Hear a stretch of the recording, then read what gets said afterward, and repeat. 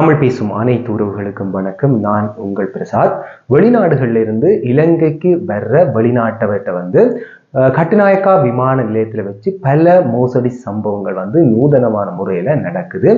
முக்கியமாக வெளிநாட்டிலேருந்து நீங்கள் வர்றீங்கன்னு சொன்னால் இங்கே வந்து பல கொள்ளை சம்பவங்கள், அதாவது மோசடி சம்பவங்கள் இடம்பெறுகிறது. அது எந்தெந்த மோசடி சம்பவங்கள், அதில் இருந்து எவ்வாறு தப்பித்து கொள்ளலாம் என்பது தொடர்பாகத்தான் இந்த காணொலியில் முழுமையாக பார்க்க போகிறோம். நீங்கள் இலங்கைக்கு அண்மையில் வர இருந்தால் இந்த காணொலியை பார்க்குறது உங்களுக்கு ஒரு பிரயோசனமான விஷயமா அமையும் என்று நான் நினைக்கிறேன்.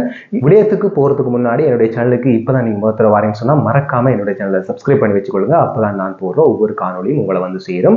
ஒரு அண்மையில நடந்த விடயம் ஒன்றை நான் கூறினதன் பிற்பாடு இந்த சம்பவங்கள் பற்றி கூறலாம் என்று நினைக்கிறேன். அண்மையில வந்து ஒரு வெளிநாட்டவர் கட்டுநாயக்கா விமான நிலையத்துக்கு வாரார். அவர் வந்து தன்னுடைய லக்கேஜ், அதாவது வந்து பொதியோட வந்து வாரார். அந்த சமயத்துல அவர் விமான நிலையத்துல இருந்து வெளியேறி என்ன செய்யறாருன்னு சொன்னா, அந்த விமான நிலையத்துல தன்னுடைய வெளிநாட்டு நாணயத்தை வந்து மாற்றி கொண்டிருக்கிறார். அந்த வெளிநாட்டு நாணயத்தை மாற்றி அந்த இடத்துல இருந்து வெளியில போக முற்படுறார். அந்த சமயத்துல அவருடைய பயண பொதியை காணல.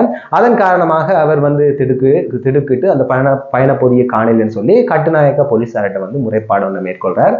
அதன் அடிப்படையில போலீசார் வந்து விசாரணைகளை மேற்கொள்கிறார்கள். விசாரணைகள் அடிப்படையில அந்த பொதியை திருடியது வந்து அந்த கட்டுநாயக்க விமான நிலையத்தில் அருகில வசிக்கிற ஒரு கணவனும் மனைவியும், அதாவது இளம் தம்பதியினர்.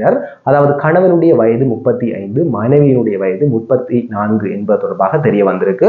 இருவரையும் வந்து போலீசார் வந்து கைது செய்து நீதிமன்றத்தின் முன்னிலையில வந்து ஆஜர்படுத்தியிருக்கிறோம். நீதவான் வந்து வர்ற 2ஆம் திகதி வர அவரைய விளக்கமறியல வைக்குமாறு உத்தரவிட்டிருக்கிறார். முக்கியமா பாத்தீங்கன்னு சொன்னா, கட்டுநாயக்கா விமான நிலையத்துல வெளிநாட்டிலிருந்து வாராக்களை குறி வச்சு பல நூதனமான திருட்டு சம்பவங்கள் இடம்பெறுகிறது. நீங்க வெளிநாட்டிலிருந்து முக்கியமா இங்க வாரீங்கன்னு சொன்னா உங்களுடைய பயண பொதிகளை வந்து பத்திரமா பாதுகாத்து வைக்க வேண்டியது உங்களுடைய பொறுப்பு. முக்கியமா பாத்தீங்கன்னு சொன்னா, நீங்க வெளிநாட்டில இருந்து இங்க வாரீங்கன்னு சொன்னா உங்க இங்க இருக்கிற உறவுகளுக்காக பெருமதி வாய்ந்த பொருட்கள் பலவற்றை கொண்டு வருவார்கள். அதோட வந்து வெளிநாட்டு நாணயங்களை கொண்டு வருவார்கள். இவ்வாறு பல பெருமதி மிக்க பொருட்களை கொண்டு வரைக்க அந்த பயண பொதிகளை நூதனமான முறையில திருடுறதுக்காகவே சில கும்பல்கள் வெளிக்கிட்டு இருக்கிறதாக போலீசார் வந்து தகவல்களை வெளியிட்டிருக்கிறார். முக்கியமா பாத்தீங்கன்னு சொன்னா, இந்த வெளிநாட்டில இருந்து வந்த தொழிலதிபர் என்ன கொண்டு வந்திருக்காரு சொன்னா, தன்னுடைய பயண பொதியில வந்து கிட்டத்தட்ட 2500 அமெரிக்க டாலரும் கிட்டத்தட்ட 4 லட்சம் பெறுமதியான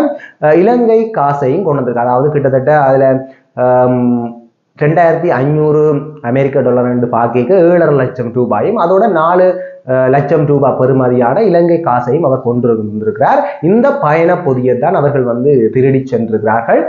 இந்த போலீசார் வந்து அந்த நபர்களை கைது செய்வதோட இந்த பணத்தை வந்து மீட்டு அந்த உரிய நபர்கிட்ட ஒப்படைச்சிருக்கிறோம் என்றதும் இங்கு குறிப்பிடத்தக்கது. முக்கியமா இவ்வாறான திருட்டு சம்பவங்கள் இடம்பெறுவதால வெளிநாட்டில இருந்து இங்க வார டூரிசம் பயப்படினும், அதோட புலம்பெயர் உறவுகளும் வந்து பயப்படினும். அதோட நீங்க அவதானத்தோட இருக்கிற பட்சத்துல வந்து எந்த ஒரு விளைவும் ஏற்படாது என்றுதான் சொல்லணும். அதோட பாத்தீங்கன்னு சொன்னா, முக்கியமா விமான நிலையத்துல வந்து சில யாசகம் பெறுபவர்கள், மற்றது வந்து சில அங்க விமான நிலையத்துல வேலை செய்யற சில பணியாளர்கள் வந்து இந்த வெளிநாட்டிலிருந்து வர்றாங்கிட்ட வந்து பணம் கோருவதாக பல செய்திகள் அண்மை காலத்துல வெளியாக இருந்தது. அது தொடர்பாக நான் ஏற்கனவே ஒரு காணொலியும் போட்டிருப்பேன்.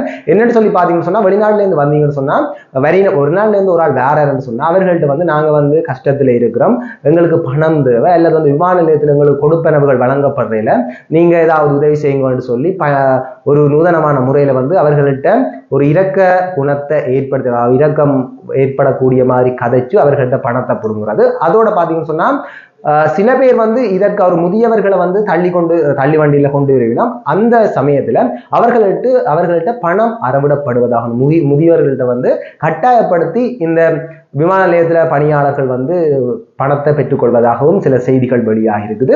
இது தொடர்பாகவும் நீங்க அவதானமாக இருக்கணும்.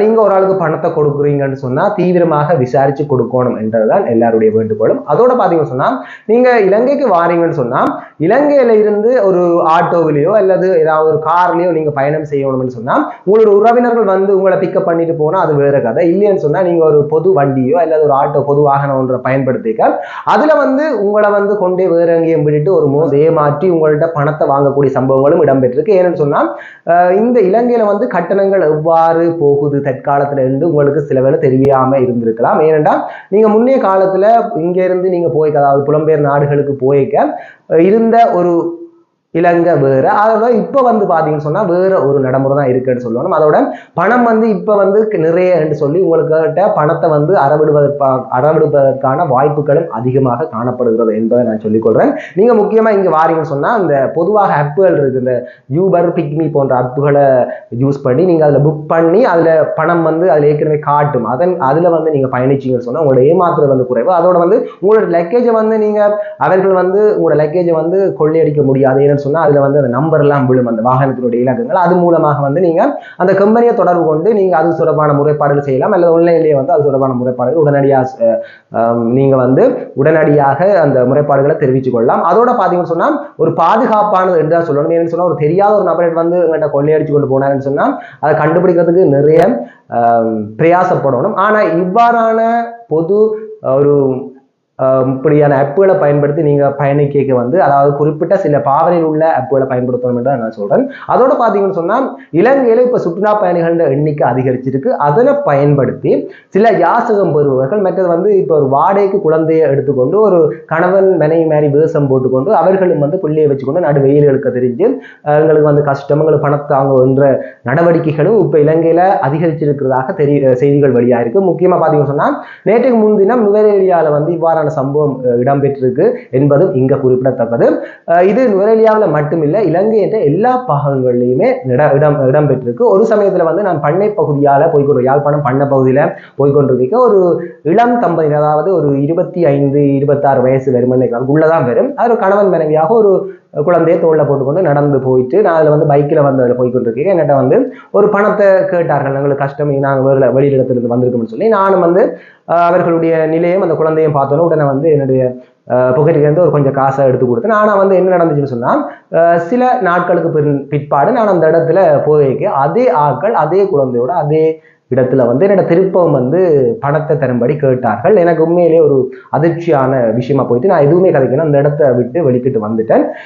முக்கியமா இவ்வாறான செயற்பாடுகள் நாட்டில் அதிகரிச்சிருக்கு. உண்மையா ஒரு பணத்தை எந்தெந்த வழியில பெற்றுக்கொள்ளலாம், அல்லது சில பேர் வந்து இரக்க குணம் படைத்தவர்கள், அதாவது வெளிநாட்டிலிருந்து வாரார்கள் பொதுவாக இரக்க குணம் உள்ளவராக இருப்பார்கள். அவர் புலம்பெயர் உறவுகள் இங்க வந்தோன்னா எங்களுடைய உறவுகளை நாங்கள் பார்க்க போறோம் என்ற ஒரு எண்ணத்தில் அங்கிருந்து வாரார்கள். அங்க உண்மையிலேயே ஒரு ஆள் உதவி என்று கேட்க நீங்க உண்மையிலேயே உங்களுடைய பணத்தை வந்து தூக்கி கொடுப்பதான் பார்ப்பீங்க. ஆனா வந்து அது சரியான விதத்துல போய் சேரணும். உதவி செய்யறது தவறுன்னு நான் சொல்லல, அது சரியான ஆளுக்கு கிடைக்கணும். உங்களுடைய உதவிகள் புலம்பெயர், அதாவது எங்களுடைய தமிழ் நீங்க புலம்பெயர் உறவுகள் போயிருப்பீங்க, உங்களுடைய உதவிகள் வந்து உண்மையிலேயே ஈழத்துக்கு தேவை. அதை நான் எந்த விதத்திலையும் ஒரு தட்டி கழிக்கிறதா விஷயமா நான் சொல்லல. முக்கியமா நீங்க வெளிநாடுகள்ல இருந்து இங்க வாரீங்கன்னு சொன்னா உங்களுடைய முழு கவனமும், அதாவது உங்களுடைய உறவினர்களோட வாரீங்கன்னா வேற கதை, ஆனா தனியா வாரீங்கன்னு சொன்னா நீங்க மிக கவனத்தோட இருக்கணும். முக்கிய நீங்க வெளிநாட்டுல இருந்து வாரீங்கன்னு சொன்னா ஒரு ஹோட்டல்ல சாப்பிட்டா கூடாது. ஹோட்டல்னு சொல்றத விட ஒரு நார்மலா ஒரு கடையில சாப்பிட்டாலே அங்க வந்து ஒரு உரிய விலையை விட உங்களுக்கு கூட சொல்வார்கள். என்னன்னு சொன்னா நீங்க வெளிநாட்டவர்கள், அதாவது உடுப்பு வாங்க போறாங்க, இன்னொரு பொருட்கள் வாங்க போறாங்க,